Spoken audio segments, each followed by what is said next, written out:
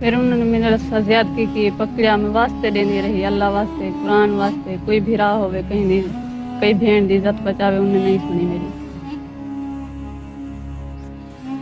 میرا ابو بھی دھار دھار کریندا رہا، ماموں بھی کریندا رہا، کہیں نے نہ سنی۔ 4 جون 2002 کا تپتا ہوا دن تھا اور سورج اپنی پوری تپش کے ساتھ چمک رہا تھا کہ اسی اثناء میں صبح پنجاب کے شہر میر والا کے ایک چھوٹے سے گاؤں کا دروازہ صبح 6 کے قریب آدمیوں کی طرف سے ناک کیا گیا۔ دروازہ کھلنے پر آدمی زبردستی گھر کے اندر گھسے اور اس میں سے ایک لڑکی کو گھسیٹ کر باہر لایا گیا اور پورے گاؤں کے سامنے اس کے کپڑے اتار دیے گئے، یعنی کہ اس کو برہنہ کر دیا گیا۔ آخر کون تھی وہ لڑکی اور کون تھے وہ 6 مرد؟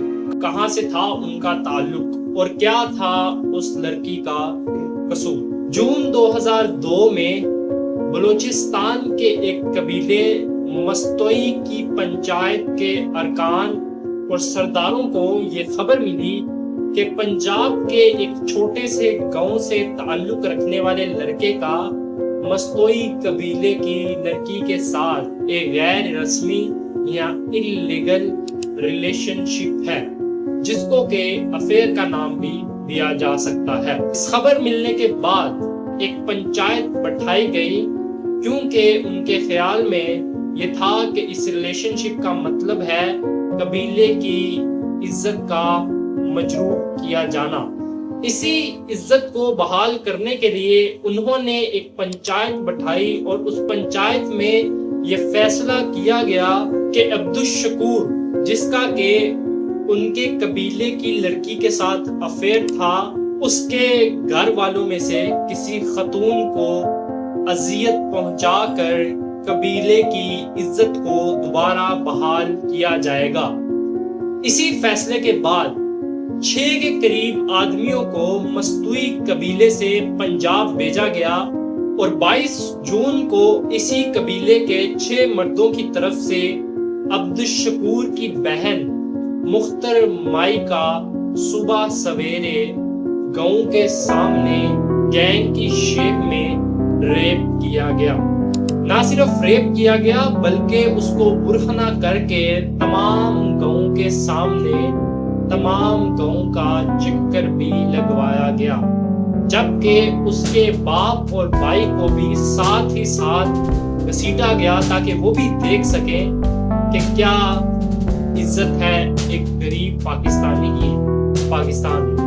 کیونکہ وہ ایک انٹرنیٹ کنیکٹڈ ایریا نہیں تھا تو اس لیے خبر نہیں پھیل سکی، اور ان مردوں کے جانے کے بعد مختر مائی کو بھی گاؤں والوں کے پریشر اور ابا اور بھائی کی فورس کے بعد 8 دن تک چپ رہنا پڑا، لیکن مختر مائی کو بھی ایک فیصلہ لینا تھا، یا تو وہ فائٹ بیک کرتی اور یا وہ باقی لڑکیوں کی طرح خاموش زندگی گزار دیتی۔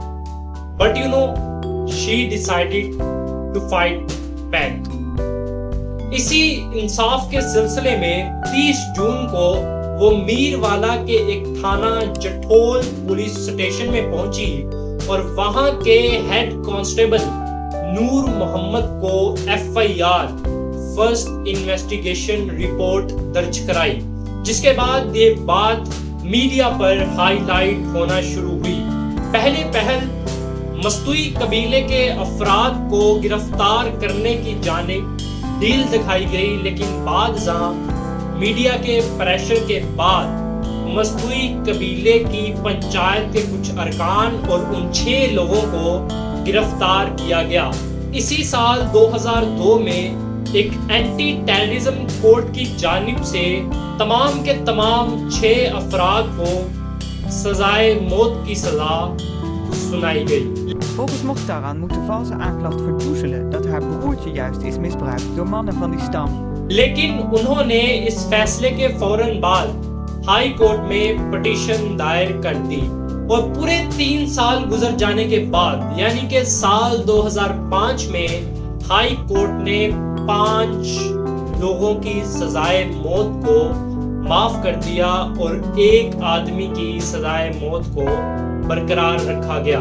اب اس فیصلے کے خلاف مختر مائی دوبارہ سپریم کورٹ میں جا پہنچی۔ اسی سلسلے میں اس سے بھی 6 سال بعد یعنی کہ 2011 میں سپریم کورٹ نے ہائی کورٹ کا فیصلہ برقرار رکھا اور اس طرح صرف اور صرف ان 6 لوگوں میں سے صرف ایک آدمی کو سزائے موت ہو پائی جو کہ مختر مائی کے ایک گینگ کی شیپ میں ریپ میں انوالو تھے۔ اور صرف یہ نہیں، ایک بیٹی کو دن دہاڑے پورے گاؤں کے سامنے ننگا گرایا گیا۔ یہ سب کچھ ہوا لیکن سزائے موت صرف ایک آدمی۔ ریپٹس کے مطابق یہ فیصلہ بھی بہت ڈر کے دیا گیا کیونکہ کرپشن اور انٹیمیڈیشن بہت حد تک انوالو تھی اس فیصلے کے درمیان۔ اس فیصلے کے آنے کے بعد چونکہ مختر مائی خود کبھی سکول نہیں جا پائی تھی تو انہوں نے انٹرنیشنل آرگنائزیشنز کی سپورٹ کے بعد اپنے گاؤں میں ایک سکول کھولا وہاں کی فیمیل اسٹوڈنٹس کے لیے، اور ساتھ ہی ساتھ انہوں نے مختر مائی وومنز ویلفیئر آرگنائزیشن کا افتتاح بھی کیا۔ Na haar herstel vecht Mokhtaran terug en doorbreekt ze de cultuur van stilzwijgen en schaamte. Mokhtaran groeit uit tot een symbool van de strijd tegen vrouwenonderdrukking in Pakistan. آپ بتائیے کیا یہ صحیح تھا کہ ایک بھائی کے اللیگل افیئر کی وجہ سے ایک بہن کو پورے گاؤں کے سامنے برہنہ کر کے پھرایا جانا تاکہ وہ دوبارہ نظر نہ اٹھا سکے؟ کچھ انٹرنیشنل رپورٹس کے مطابق پاکستان میں ہر سال 1000 کے قریب خواتین آنر کے نام پر مار دی جاتی ہیں۔ اسی مختر مائی کی کہانی نے بہت سی اور خواتین کو بھی ہمت دی اور انہوں نے بھی اپنے خلاف ہونے والی وائلنسز کے خلاف آوازیں اٹھائیں۔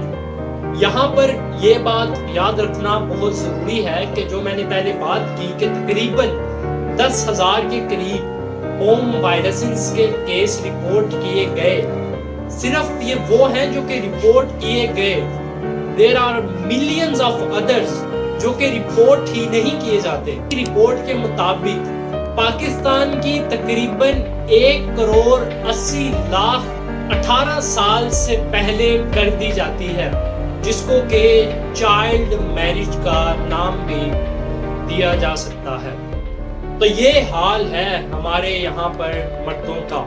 یہاں پر میں حضور صلی اللہ علیہ وآلہ وسلم کی ایک حدیث کوٹ کرنا چاہوں گا جس کا مفہوم ہے کہ تم میں سے بہتر وہ ہے جو کہ اپنی خواتین کے لیے بہتر ہو۔ آپ ہی بتائیے اس واقعے میں ذمہ دار کون؟ ایک مرد۔ شروع کس کی وجہ سے ہوا؟ ایک مرد۔ لیکن ہمارے مطابق 95% کے قریب خواتین پاکستان میں جاہل ہیں۔ ذرا نگاہ خود پر بھی ڈالیے، خود کے گریبان میں بھی جھانکیے تاکہ آپ کو حقیقت کا اندازہ ہو سکے اور آپ کی آنکھیں کھل سکے۔ ملتے ہیں انشاءاللہ آپ کو نیکسٹ ویڈیو میں ایک نئے ٹاپک کے ساتھ۔ اللہ حافظ۔